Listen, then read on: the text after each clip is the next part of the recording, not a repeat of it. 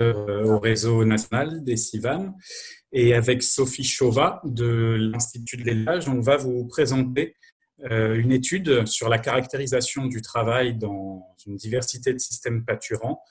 Une étude avec un gros du travail qui a été fait par Linda Dupéré et Lucille Piton, qui ont été des stagiaires sur le projet Transae et qui sont aujourd'hui des collègues, puisqu'elles travaillent maintenant dans des groupes CIVAM.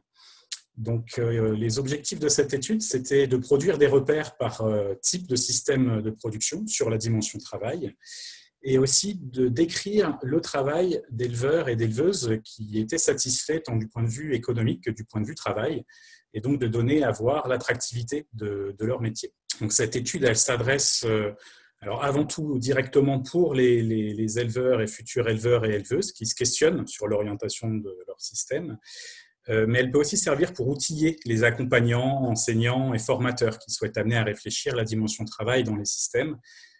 Ces livrables ont d'ailleurs été testés par Raphaël Souriceau avec un groupe d'élèves dans un module pédagogique. Alors, comment on s'y est pris?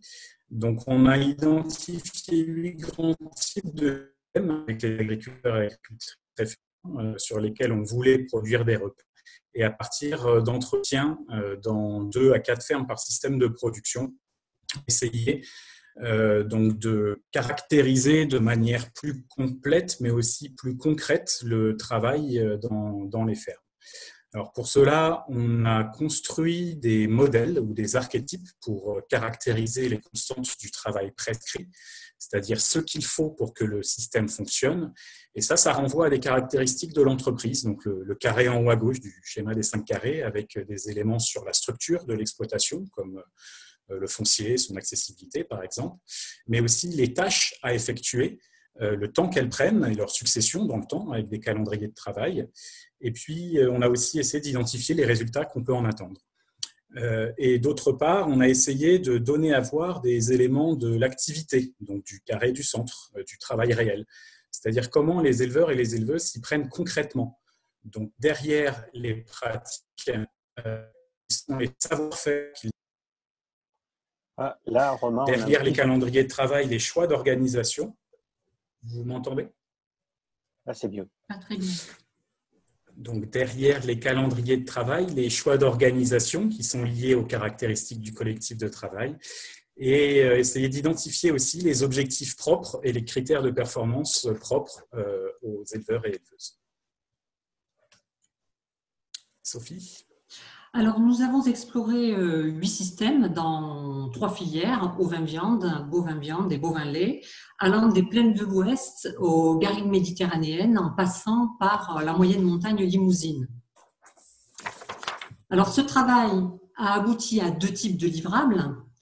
Le premier livrable, ce sont les pourquoi-comment. Ce sont donc des recto-verso qui présentent succinctement les résultats et notamment les principaux impacts du système sur l'organisation du travail, quelques pratiques clés, et puis qui met l'accent notamment sur le vécu du travail des éleveurs et des éleveuses enquêtés.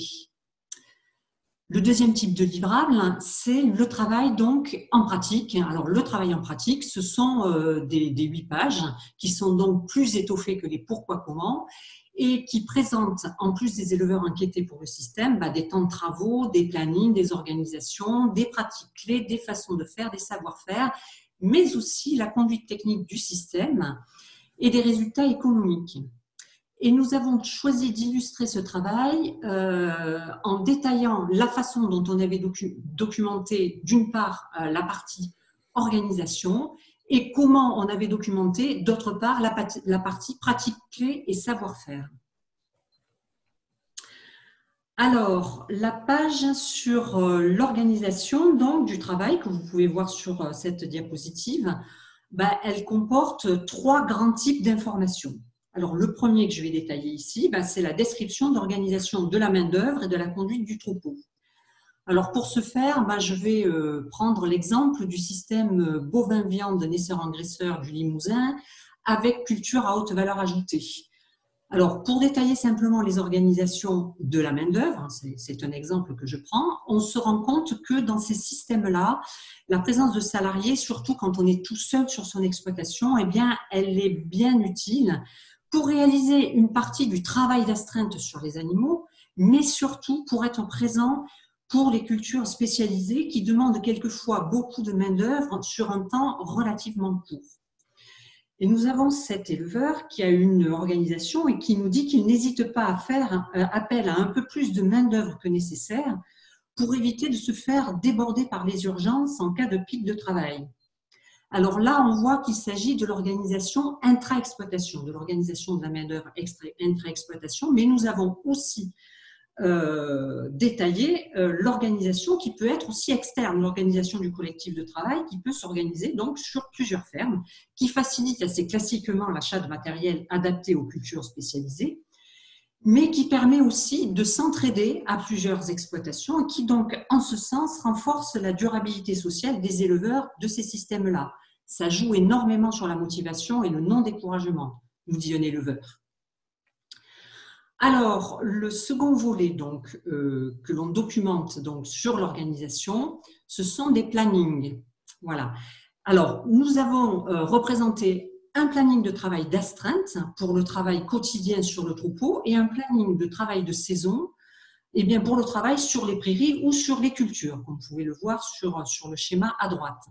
Alors, dans notre exemple, toujours nos cultures spécialisées, notre système, le planning de travail d'astreinte, vous voyez qu'à gauche, il montre un travail important sur les animaux en automne et en hiver, au moment notamment des vélages, mais aussi parce qu'il y a beaucoup de soins auprès des petits veaux à réaliser, puis il y a les suivis des chaleurs qu'il faut faire, et puis l'astreinte, on voit qu'elle diminue fortement en fin de printemps et en été lorsque les animaux sont au pâturage et que les petits veaux sont sevrés.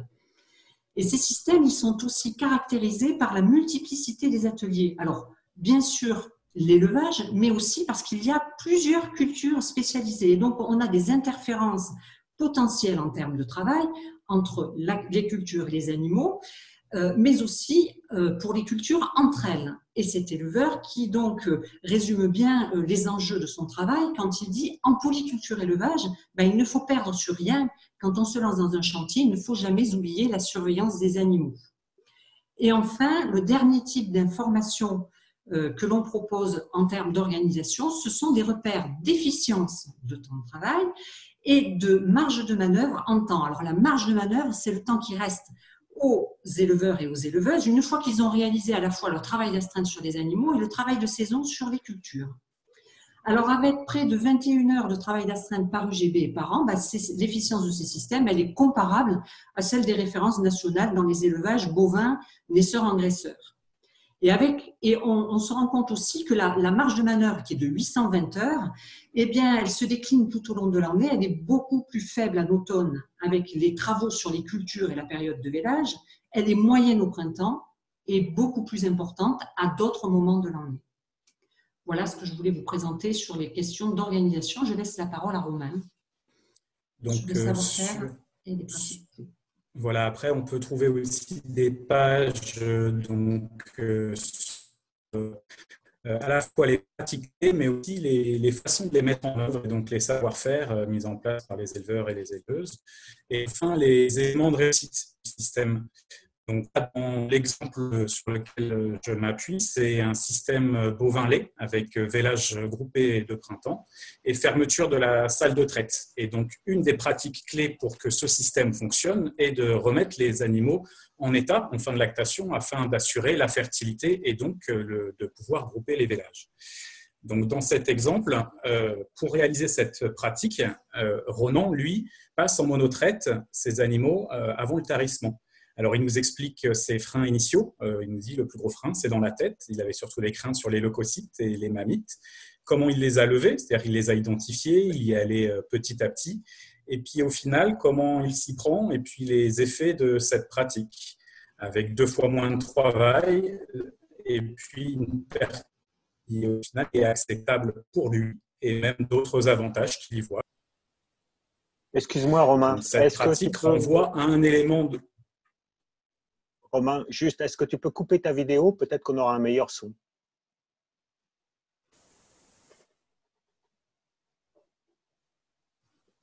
Mince. Voilà. J'espère que c'est mieux. Donc, cette pratique et comment Ronan la met en œuvre renvoie à un élément de réussite du système qui est la gestion de la reproduction. Donc, au final, c'est juste quelques exemples qu'on voulait vous citer parmi tout ce qui a été collecté et caractérisé. Mais nous, ce que ça nous a apporté de réaliser ce travail-là, c'est avant tout une gamme élargie de références sur les systèmes d'écrit, c'est-à-dire que renseigner des témoignages, des savoir-faire, des choix d'organisation ou des ressentis, en fait, renseigner du singulier, une approche singulière du travail, sert autant de références aux personnes qui s'intéressent à ces systèmes que des repères chiffrés, technico-économiques. Une autre chose que ça nous a apporté, c'est au niveau de la définition de la performance, si on l'entend comme capacité à atteindre ses objectifs, et donc quelque chose qui, encore une fois, est singulier et propre aux objectifs de la personne. Et cette définition, on peut l'approcher au travers du travail bien fait. C'est-à-dire les critères de réussite des éleveurs et des éleveuses, ce qui fait qu'ils vivent bien leur travail. Et ça peut passer, par exemple, dans le lien à l'animal, comme nous explique une éleveuse d'empreinte qui nous dit « quand je ne leur donne pas à manger et qu'elles voient mon cat et qu'elles m'appellent quand même, qu'elles sont contentes de me voir, peut-être que c'est ça le travail bien fait ». Ça peut être aussi pour Benoît quand le rapport au temps qu'il a, donc on a commencé à se sentir mieux quand on a eu la capacité d'anticiper les travaux, de toujours prendre de l'avance. Et enfin, Cédric, pour lui, c'est vendre de la viande dont il a été bien produite et les animaux qu'il a bien vécu sans avoir été trop sollicité. Donc au final, on est parti au début d'une caractérisation du travail prescrit et on a enrichi cette volonté-là avec de plus en plus la volonté de caractériser des choses qui ont plus trait à l'activité et au travail singulier. Et on va s'arrêter là, du coup, pour cette partie caractérisation. Merci Romain et merci Sophie pour cette présentation. Peut-être qu'on va laisser voir s'il y a des questions de compréhension à cette intervention-là. Alors, est-ce qu'il y a des questions qui ont été menées? J'ai l'impression qu'on a répondu un peu à tout. Donc, j'ai oublié de rappeler comment on fonctionnait, hein, peut-être pour quelques participants qui n'auraient pas été là ce matin. C'est-à-dire que les questions, on les écrit, chacun les écrit par chat, les passe par écrit, et puis on y répond, on demande aux intervenants d'y répondre. Quelqu'un lit les questions, et puis donc on y répond, les intervenants y répondent. Voilà. Du coup, il y avait une question à laquelle Xavier Fauquet a répondu. Une question de Christopher de BPROA, pour savoir si toutes les études ont été faites sur du bovin ou si vous avez aussi réalisé des études sur les caprins également. Alors, Xavier a bien précisé que c'était en bovin et ovin, mais peut-être Sophie ou Romain, vous pouvez apporter quelques précisions sur l'échantillon. Alors, l'échantillon, donc il y a effectivement 4 systèmes d'écrit en bovin lait, 2 systèmes d'écrit en bovin allaitant et 2 systèmes d'écrit en ovin allaitant. Le choix des types de systèmes de production, ça a été fait par les agricultrices et agriculteurs référents qui ont participé au projet. Et donc, ils ont identifié dans chacun des territoires les systèmes pour lesquels ils pensaient que c'était intéressant de produire des repères. On avait identifié aussi un système caprin, mais on n'a pas eu le temps en fait de caractériser tous ces systèmes. Ça a demandé beaucoup de travail. Donc, à la fin, on est frustré. On aurait voulu en faire caractériser d'autres types de systèmes, mais non, il n'y a pas de caprin. On a une autre question de Emmanuel Béguin de l'IDEL. Même si chaque exploitation est singulière, avez-vous retrouvé des questions plus spécifiques au système Hermagé en matière de travail? Alors, je peux commencer, Sophie, tu me compléteras. En fait, on a déjà essayé de dégager quelques constantes du travail et notamment du coup du travail prescrit, ce qu'il faut pour que le système fonctionne, et on a dégagé des constantes par grand type de système de production. Ce qu'on peut voir quand même ressortir, c'est assez souvent peut-être un travail qui peut être allégé sur du travail d'astreinte et du travail de saison, mais mais d'autres tâches qui ne vont pas être comptabilisées dans ces aspects-là, et beaucoup de tâches liées à l'observation et à l'anticipation. qui vont être caractéristiques de ces systèmes. Et puis, moi, ce que j'ai pu noter aussi, c'est quand même un lien sensible aux animaux et à l'observation de la nature avec laquelle ils travaillent qui est assez fort pour mettre en œuvre ces systèmes-là. Alors moi, pour compléter ce que dit Romain, moi, ce que j'ai remarqué, d'abord, on a eu quand même des systèmes assez diversifiés entre les systèmes pastoraux des garrigues montpelliéraines et puis le système là que j'ai pris comme exemple, notamment en polyculture élevage avec des cultures spécialisées. Chacun utilise des leviers un peu différents pour organiser son système en passant par ceux qui ferment leur salle de traite, etc., etc.